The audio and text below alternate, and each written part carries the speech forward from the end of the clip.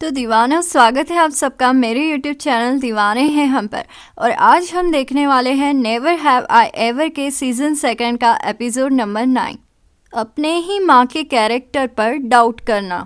तो एपिसोड 9 की शुरुआत में हम देखते हैं कि देवी वकील बनकर अपनी माँ से पूछताछ करती है, जैसे कि कहाँ गई थी, कहाँ से आ रही हो, लेट हो, किसके साथ थी, बहुत खुश लग रही हो, कुछ हुआ है क्या, बस कुछ इसी तरह के सवालात। नलिनी इन सभी का जवाब अच्छी से देती है। फिर नलिनी कहती है, आज ऑफिस में कुछ खास हुआ, मुझे प्रशांत के पेरेंट्स का फ़ोन आया था और वो शायद शगुन लेकर घर आना चाहते हैं। वाह नलिनी वाह, बातों को घुमाना तो कोई तुमसे सीखे, तुमने तो बात को काट ही दिया। पर ये सुनकर कमला के तो होश ही उड़ गए, क्योंकि वो इतने जल्दी शादी नहीं करना चाहती। फिर सीन देवी के स्कूल पर शिफ्ट होता है, जहां देवी का क्लास टीचर एक एक्स्ट्रा क्रेडिट प्रोजेक्ट पर बात करता है, जिसमें पार्ट लेने वाले हर एक स्टूडेंट को अपनी हिस्ट्री बतानी पड़ेगी। देखते हैं कौन अपनी हिस्ट्री बताना चाहता है। तो पहला लड़का है बेन, ये तो खुद ही हिस्ट्री है। दूसरा कौन है? वो तो दूसरी देवी है। बस सिर्फ 2 लोग? 1 मिनट, शायद तीसरा भी आया है। और वो कौन है? OMG, ये तो हॉट पैक्सटन है, ये भी प्रोजेक्ट में पार्ट ले रहा है। कमाल है देवी, तुमने तो सचमुच की देवी की तरह चमत्कार कर दिया।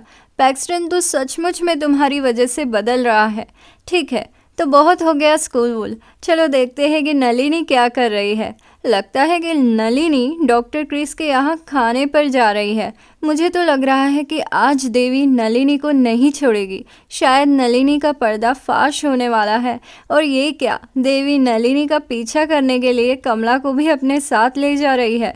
फिर ये दोनों मिलकर डॉक्टर क्रिस के घर पहुँचते हैं, जहाँ नलिनी और डॉक्टर क्रिस खाना खा रहे होते हैं और देवी और कमला ये सब छत की विंडो से देखते हैं। देवी कमला से कहती है, यकीनन ये एक डेट है। तो कमला कहती है, चुप रहो, इतने जल्दी फैसला मत लो। इतने में ही देवी का मोबाइल डॉक्टर क्रिस के हॉट टब पर गिर जाता है और देवी जैसे ही मोबाइल लेने जाती है वो भी हॉट टब में गिर जाती है। और ये सब नलिनी और डॉक्टर क्रिस देख लेते हैं। फिर नलिनी देवी से पूछती है, देवी तुम यहाँ क्या कर रही हो?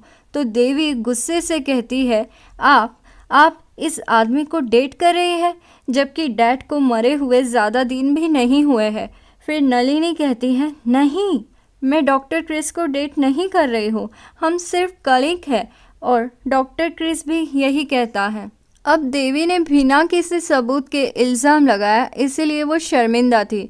और फिर नलिनी ने भी घर जाकर देवी की क्लास ले ली। देवी को बुरा लग रहा था, पर हे देवी, तुम गलत नहीं हो, गलत तुम्हारी मॉम है, वो तुम्हें उल्लू बना रही है। फिर अगले दिन स्कूल में बेन ने अपना प्रोजेक्ट बताया। फिर आई देवी की बारी, पर देवी तो कल पूरे दिन फैमिली ड्रामा में बिजी थी, इसलिए वो प्रोजेक्ट नहीं बता पाई। पर पैक्सटन ने प्रोजेक्ट बनाया था, इसलिए बिना देरी करे पैक्सटन ने भाषण देना स्टार्ट कर दिया। पैक्सटन ने कहा, कुछ लोगों को शायद पता नहीं है कि मैं हाफ जापानीज हूँ और वर्ल्ड वार 2 के दौरान कैलिफोर्निया में गवर्नमेंट ने 1,20,000 जापानीज अमेरिकन्स को कैंप में भेज दिया था। मेरे दादाजी भी उस कैंप में थे। मैं इस बारे में बहुत कुछ लिख सकता था। फिर मैंने सोचा क्यों ना हम सब मेरे दादाजी से ही उनकी हिस्ट्री जान ले, इसलिए मैं उन्हें यहाँ ले आया। ऐसा कहकर पैक्सटन अपने दादाजी को बुलाता है और उसके दादाजी अपने आंखों देखा हाल सबको बताते हैं। पैक्सटन, ये तो धमाकेदार था। पैक्सटन ने कमाल का प्रेजेंटेशन दिया। इस वजह से क्लास टीचर इमोशनल हो गया और सभी ने पैक्सटन के लिए तालियां बजाई। पैक्सटन तो मानो जैसे बॉस बन गया था।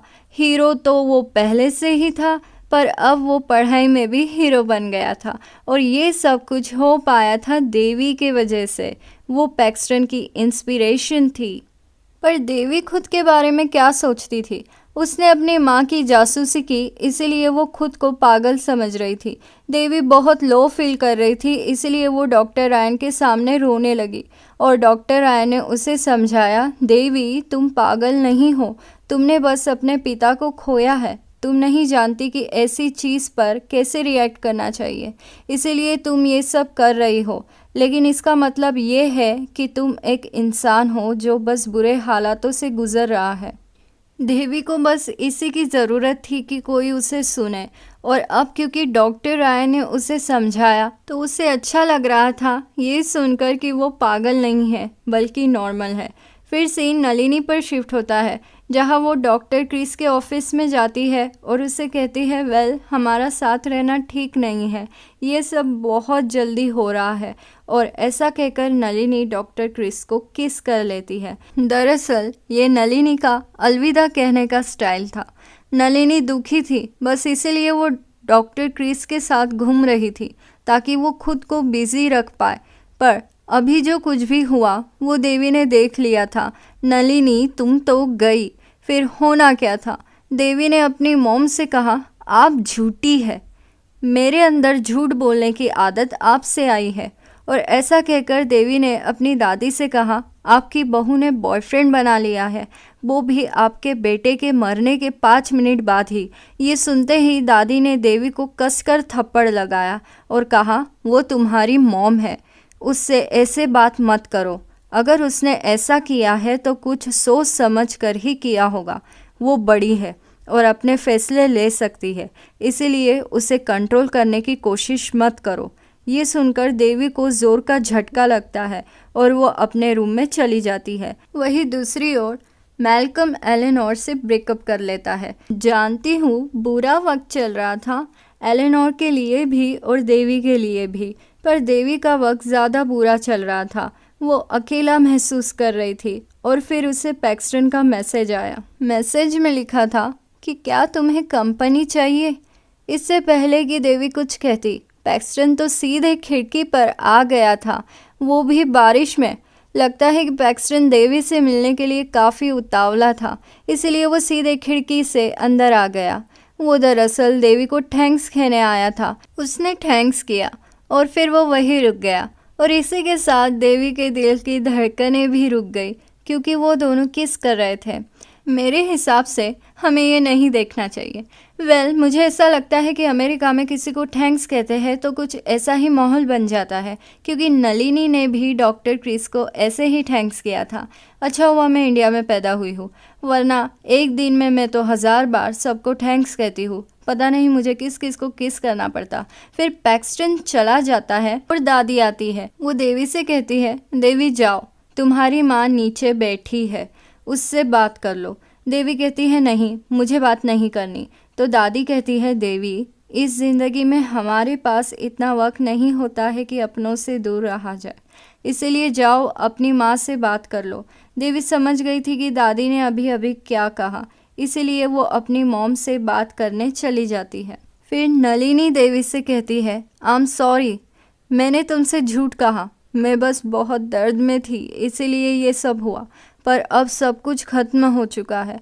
फिर देवी कहती है, उस दिन हॉट टब में गिरने से डैड के सारे वॉइस मेल्स चले गए। मुझे ऐसा लगता था कि डैड हमारी ज़िंदगी से जा रहे हैं। तो नलिनी कहती है, ऐसा नहीं हो सकता, अगर ऐसा है तो मेरे पास तुम्हारे लिए कुछ है। और फिर नलिनी अपने प्रेगनेंसी के वक्त का रिकॉर्डेड वीडियो देवी को दिखाती है, जिसमें मोहन था, जो देवी के पैदा होने का बेसब्री से इंतज़ार कर रहा था, क्योंकि शायद माँ बाप जितना प्यार अपनी औलाद को कोई और कर ही नहीं सकता। ये तो जैसे एक बहुत बड़ा गिफ्ट था जो नलिनी ने देवी को दिया था, और देवी इसे पाकर बहुत खुश हो गई थी। फिर मैल्कम के जाने के बाद तीनों फ्रेंड्स में भी सब ठीक हो जाता है। पर ये क्या, पैक्सटन अभी अभी देवी के बाजू से निकला और उसने देवी को गले तक नहीं लगाया, पर कल रात तो दोनों ने घंटों तक किस किया था। ओह नो, पैक्सटन कहीं देवी को धोखा तो नहीं दे रहा है।